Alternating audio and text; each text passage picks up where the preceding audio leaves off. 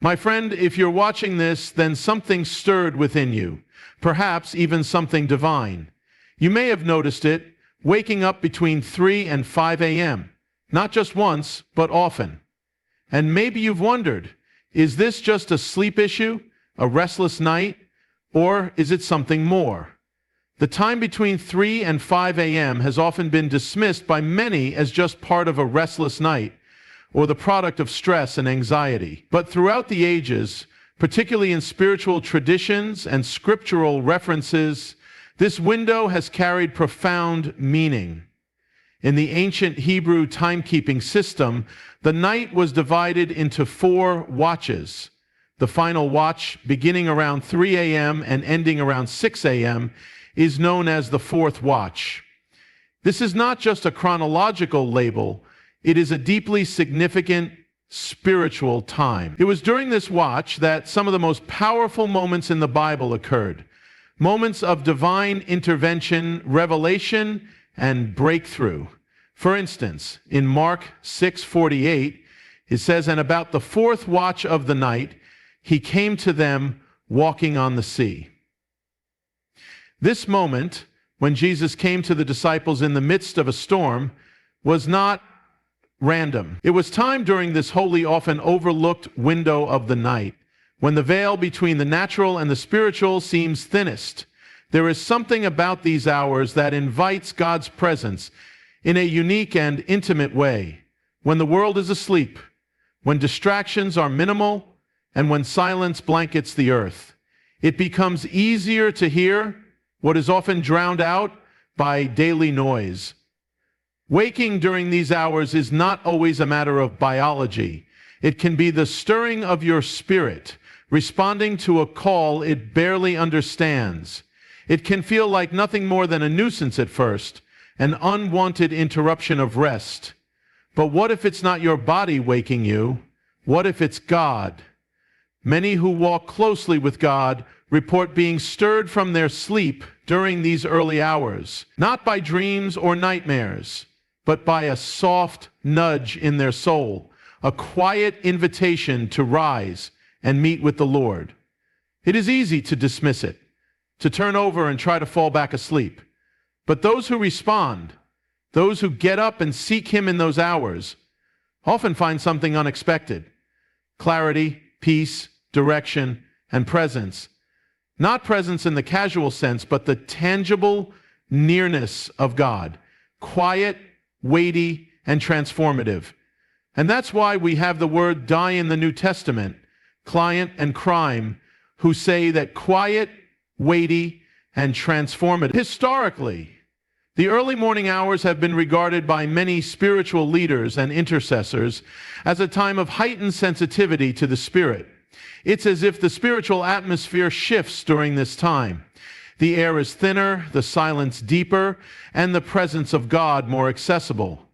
Saints and prophets, monks and mystics have testified that this was the hour when visions came, when burdens lifted, when they heard the voice of God with startling clarity. These moments didn't happen in the bustle of midday, but in the lonely stillness of the early morning, when no one was watching and nothing demanded their attention. Jesus himself modeled this. Mark 1:35 tells us, "Very early in the morning, while it was still dark, Jesus got up, left the house, and went off to a solitary place where he prayed." Why would the Son of God choose this inconvenient hour to pray? Because he knew that something happened in the stillness. He knew that communion with the Father often required stepping away from the noise, the expectations, and even sleep. If Jesus, who was one with the Father, made room to pray in the early hours, how much more should we? The 4th watch is also a time of spiritual warfare. Though peaceful on the surface, many who wake up during this time report feeling a stirring that isn't just about peace. It's about urgency. There's often an assignment in those moments. Pray for someone, stand in the gap, speak against something unseen. In those quiet hours, God may be calling you to intercede for someone else, even someone you don't know. You might be called to pray protection over your home, your family, or your future. It might feel small at the time, but those prayers can shift unseen battles. Waking up between 3 and 5 a.m. may also be a sign of a spiritual shift in your life. Maybe you're in a season of transition, or God is preparing to move you into something new. The early morning waking could be the signal. The old is fading, the new is coming, and the Lord is awakening you, literally and spiritually, to prepare you. In Ephesians 5:14, it says, "Awake, sleeper, and arise from the dead, and Christ will shine on you." Sometimes before God does something new in our lives, He first wakes us up, physically, emotionally, spiritually. This moment of awakening isn't just about feeling alert. It's about becoming aware of God's voice, His movement, and His will. If you've been waking during these hours consistently, it may be time to stop asking, "Why can't I sleep?" and start asking, "Lord, what are you saying?" It's in that question that breakthrough often begins. It's in that listening that the next steps become clear. Sometimes God wakes us in these hours because it's the only time we'll listen. When our lives are overrun with activity, decisions, screens, and voices, He waits for the stillness.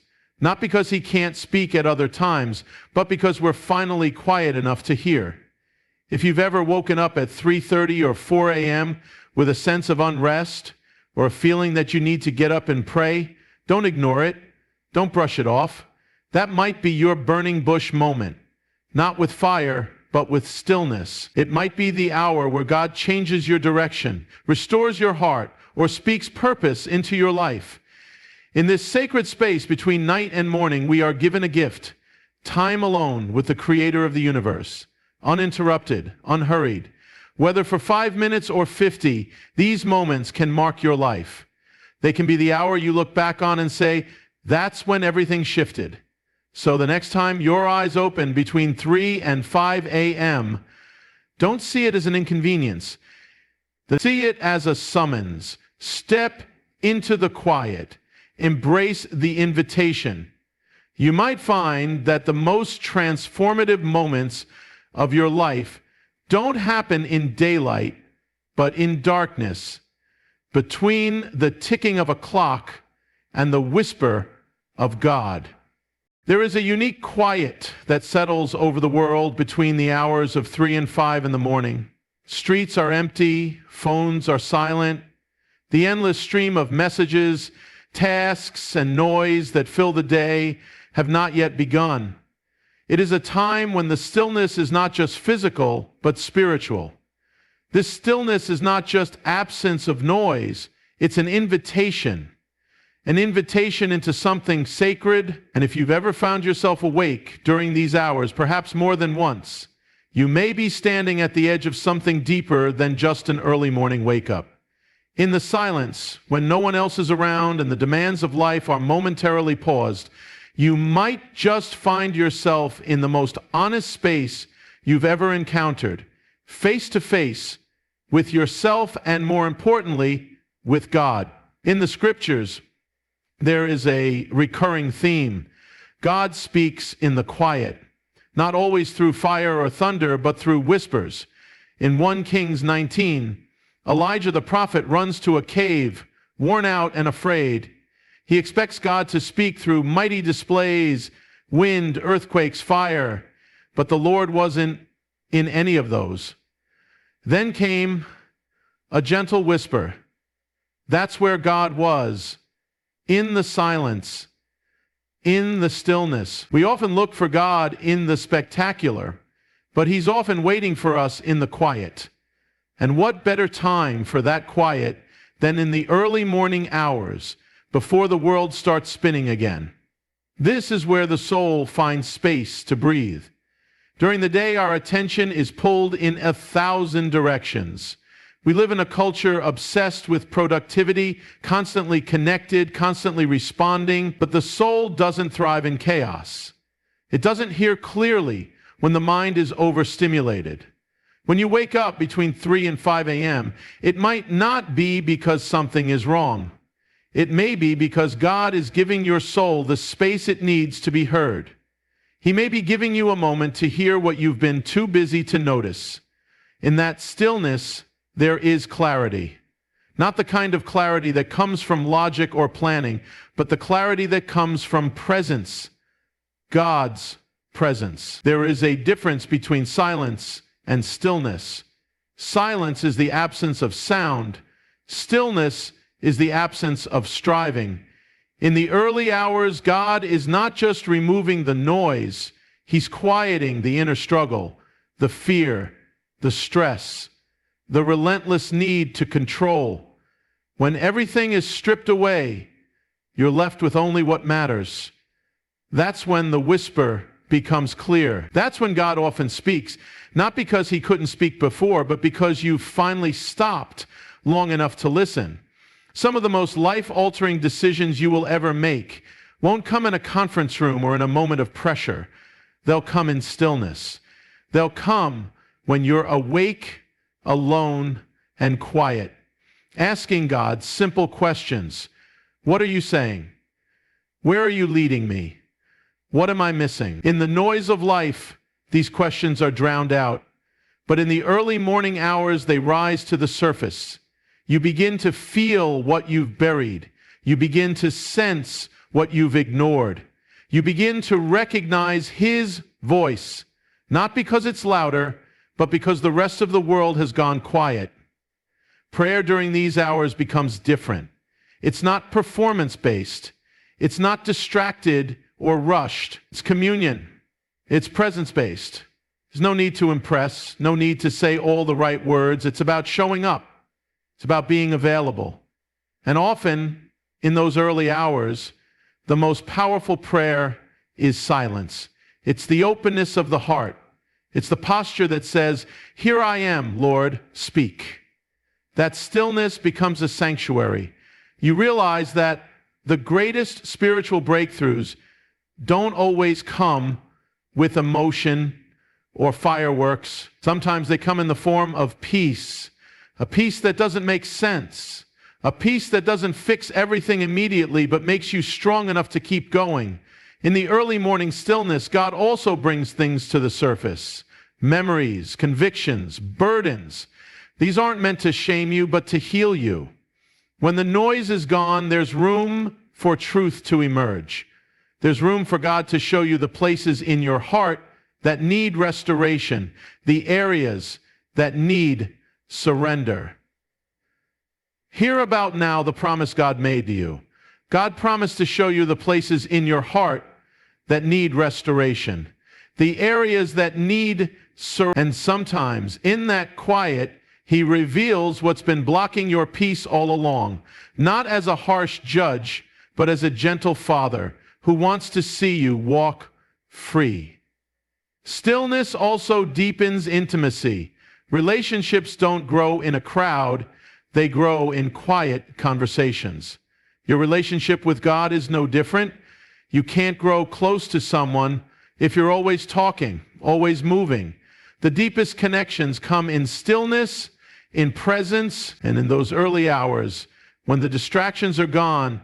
You get to simply be with Him, not for what He can give you, not for what you can ask Him, but just to be near Him. That's where love grows. That's where trust is built. That's where your heart softens and opens up to something more. When you begin to meet with God in the stillness of the early morning, something begins to change in your life. You begin to carry that stillness into your day. You begin to respond instead of react. You begin to walk in peace rather than panic. Because when you've heard from God in the quiet, you don't need the world's noise to affirm you. You don't need every detail to be figured out. You just need to remember what He whispered to you in the dark, and that becomes enough. So if you find yourself waking up between 3 and 5 a.m., pay attention. That may be the only time in your day when your heart is fully open, when your mind is quiet enough to hear, when your spirit is still enough to receive. Don't run from it. Don't numb it. Embrace it. There is something sacred happening in those moments, something eternal. It might not look dramatic, it might not even feel significant at the time, but over days, weeks, months, it will shape you, it will ground you, it will awaken you to a deeper reality that God doesn't just want to visit you on Sundays or during crises. He wants to meet with you in the silence, in the stillness, in the earliest hours of your day, before anyone else sees you, before the world defines you. He wants to speak to your soul while it's still listening. And if you listen, if you learn to lean in during those sacred hours, you will discover that the stillness is not empty. It is full of God, full of truth, full of presence. And you'll realize that those quiet wake-up calls were not interruptions at all. They were invitations. Holy, beautiful, powerful invitations into the kind of relationship that changes everything. Waking up in the middle of the night is often treated as an inconvenience, something to be corrected with better sleep hygiene or medication. But what if it's not just a biological interruption? What if in those quiet, dark moments, something much greater is happening? Something spiritual. When your eyes open between 3 and 5 a.m., and there's no immediate cause, no noise, no discomfort, no logical reason, it may not be your body waking you. It may be your soul responding to something divine. Throughout Scripture and spiritual history, God has used the night, especially the early morning hours, to stir people. And many times, that stirring is not random. It is intentional. It is a call. Consider the story of the boy Samuel in 1 Samuel 3. He is lying in bed when he hears his name called. Assuming it's Eli the priest, he runs to him, but Eli sends him back to bed.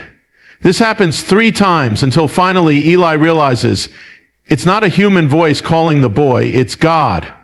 Samuel doesn't know it yet, but this moment will change his life forever. He is being called in the quiet of the night to hear the voice of the Lord for the very first time. What's important here is not just that God spoke, but that he chose to speak then, in the middle of the night, when all was still, when there were no distractions. How many of us have missed the voice of God because we didn't realize he was the one waking us? We attribute it to stress or insomnia. We reach for our phones, scroll until we're drowsy again, and fall back asleep. But what if we are meant to do what Samuel did? Rise, respond, and say, God, speak, Lord, for your servant is listening.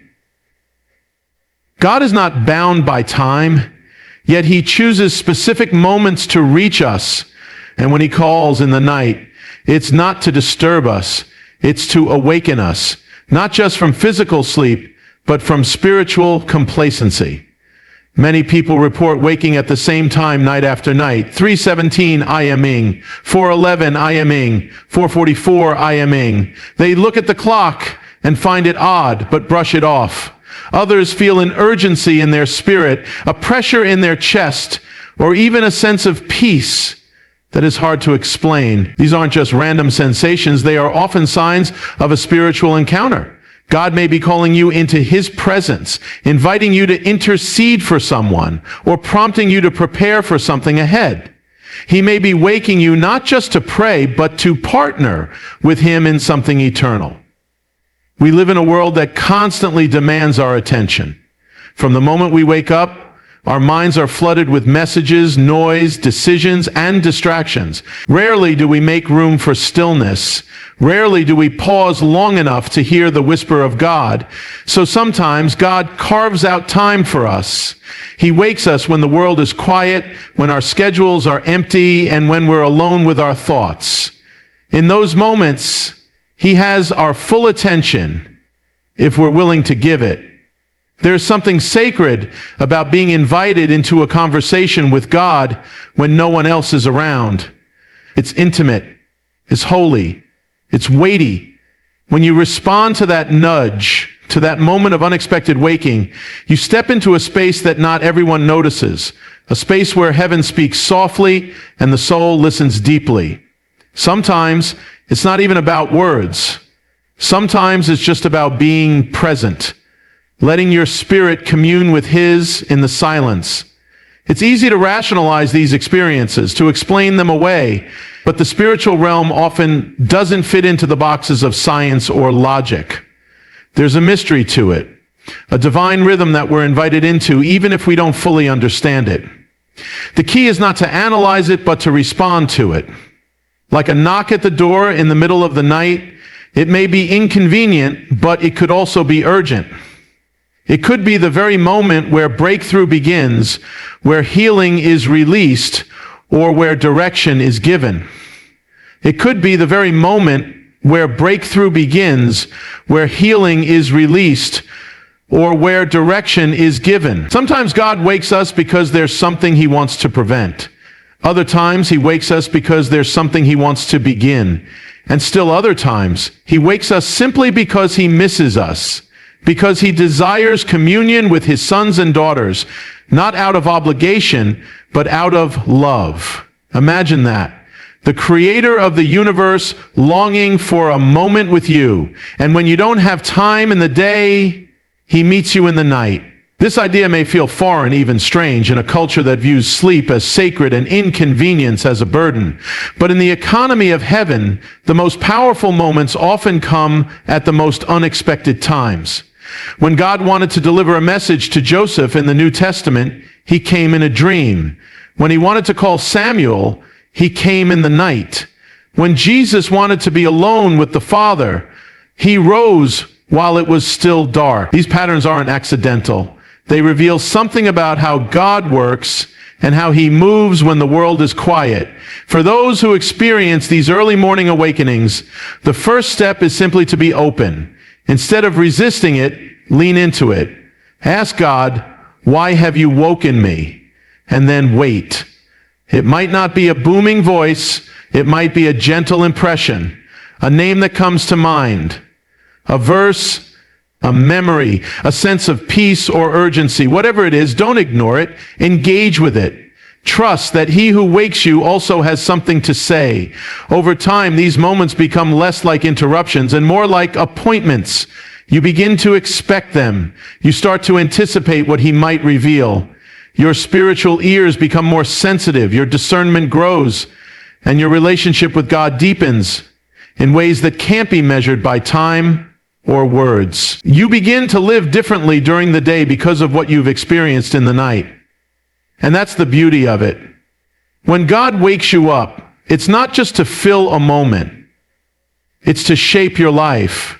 So if you find yourself awake between 3 and 5 a.m., don't rush back to sleep. Don't dismiss it as meaningless. Pause, breathe, listen. You may be on holy ground. You may be hearing a whisper from heaven. And you may discover that what feels like a disturbance is actually an invitation. An invitation to know God more deeply, to partner with Him more intimately, and to walk through life more purposefully. This is not a sleep issue. It's a spiritual encounter. And your response could make all the difference. There are moments in life when something stirs within you before the sun rises. You wake between 3 and 5 a.m., not because you planned it, and not because your body is tired or restless, but because something unseen is reaching for your spirit. In those hours, when the world is asleep, a divine urgency often begins to take shape. It may come as a heaviness, a sense that something is happening beyond your understanding, or simply a gentle awareness that you are meant to do more than roll over and go back to sleep. These moments are not always peaceful. Sometimes they carry a weight, a pressure, or even a sense of burden. That's because they are not just moments of reflection, they are moments of spiritual assignment. You're not just being awakened, you're being called. In Scripture, we see that God often stirred His people during the night, not for rest, but for action. In Isaiah 62, God speaks of placing watchmen on the walls. those who would not be silent day or night, who would give themselves no rest until God's promises were fulfilled. These were people positioned for intercession, for spiritual warfare, for standing in the gap. Their role wasn't just ceremonial, it was vital. They were the ones who cried out on behalf of nations, families, and cities, and today, many are still called to that same position, not on literal walls, but on spiritual ones. Waking between 3 and 5 a.m. can be more than a spiritual experience. It can be a call to battle. Not in the physical sense, but in the unseen realm, where prayers move mountains and declarations shift atmospheres. When God wakes you up, it's often because there is something happening that He wants you to participate in. Maybe someone is in danger. Maybe someone needs prayer. Maybe something is being fought over in the spiritual realm, and your voice, your prayer, is meant to be a weapon in that fight. You may not always know what it's about. You may not get a full picture, but the call is clear. Rise and pray. Spiritual warfare is not always loud. It's not always dramatic. Sometimes it's a whisper of Scripture over your household. Sometimes it's the quiet but powerful act of covering your children in prayer while they sleep. Sometimes it's a cry for a friend whose face flashes across your mind for no apparent reason. These aren't coincidences. These are promptings. God's Spirit works in subtle but profound ways, and those early hours are often when He reveals what needs to be addressed, not by fear, but by faith. There are people who have experienced breakthrough, not because of a grand public moment, but because someone, somewhere, responded to God's nudge at 3:47 a.m. Someone whispered their name in prayer, stood in the gap, and fought for them when they couldn't fight for themselves. You may never know the impact of those moments. You may never see the fruit with your eyes, but heaven sees, and your willingness to rise and respond echoes far beyond what you can imagine. Sometimes God wakes you up because He's preparing you for something. It's not just about praying for others. It's about becoming who you need to be. Those early hours can be when He strengthens you, equips you, fills you with what you'll need later in the day, the week, or the year. It's training ground. It's the private victory before the public battle.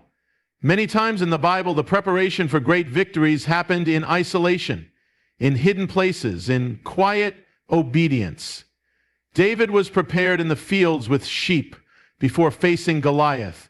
Jesus spent 40 days in the wilderness before beginning His ministry. Paul spent time in solitude before being launched into the world. Preparation often happens when no one is watching, and sometimes when no one else is even awake. That is why these wake-up calls are not to be taken lightly. They are often moments of deep preparation. Maybe you've been asking God to use you. Maybe you've been longing to hear Him more clearly, to be led more directly, and now He's waking you, not because He's punishing you, but because He's answering you. Some of us are not waiting for pastors, but with pastors answering. Some of us are not waiting for pastors to be the go-between, but because He's waking you up. Maybe you've been asking God to use you, not because He's waking you up, but because He's waking you up. He's giving you space to hear. He's creating a moment for transformation. But transformation rarely happens in comfort. It happens when you say yes to the inconvenient, when you respond in faith, when you kneel before the throne while the rest of the world is still in bed. You might wonder if you're strong enough, wise enough, spiritual enough to be someone God would call to pray or intercede. But God doesn't call the equipped. He equips the called. If He's waking you, it's because He believes you can carry it. Not alone, but with Him. The burden may feel heavy, but His strength is made perfect in your weakness. The assignment may feel unclear, but His Spirit will guide you. You don't need to have all the answers. You just need to be available. There is also a powerful sense of alignment that comes from responding to these divine wake-up calls. When you say yes to God in the secret place, He begins to align your life in ways you cannot orchestrate. Prayers you speak at 4:15 a.m. may open doors at 2:00 p.m. Intercession you offer for a friend may break a chain they never told you about. The obedience you practice in the early morning sets the tone for the entire day. It changes how you hear, how you respond, how you walk through every moment afterward. You walk differently when you've already stood before God in the dark. And there's one more thing. Joy. It might not seem like it at first. Waking up tired, blurry-eyed, not fully sure what you're doing, it doesn't sound joyful. But joy isn't always a burst of emotion. Sometimes it's the deep, quiet satisfaction of knowing you are where you're supposed to be, doing what you were made to do. There is a holy fulfillment that comes when you realize God trusted you with this hour. When you realize He wakes you not to burden you, but to include you, to invite you into His work, to whisper secrets to you, to share His heart. So if you find yourself waking up in these hours, don't be afraid. Don't dismiss it. Take it seriously. Ask God why you're awake. Ask Him who you're meant to pray for. Open your Bible. Sit in the silence. Walk your home and speak peace over every room. Declare promises over your future. Intercede for a nation, a neighbor, a family member. Stand in the gap, because these moments are not ordinary. They are eternal. And if you answer the call, if you respond to the invitation, you will begin to see not just your sleep patterns change, but your life, your family, and even your world. This is the hour of watchmen, the hour of warriors, the hour of seekers. And if God has chosen to wake you, He has already chosen to work through you. It's the hour of seekers, the hour of seekers. And if God has chosen to wake you, He has already chosen to work through you. Let your yes in the quiet hours become a weapon in His hands. Let your prayers rise before the sun. Let your obedience in the dark bring light to others. Because when the world sleeps, heaven often moves. And when you wake up between 3 and 5 a.m., you may just be part of the reason why.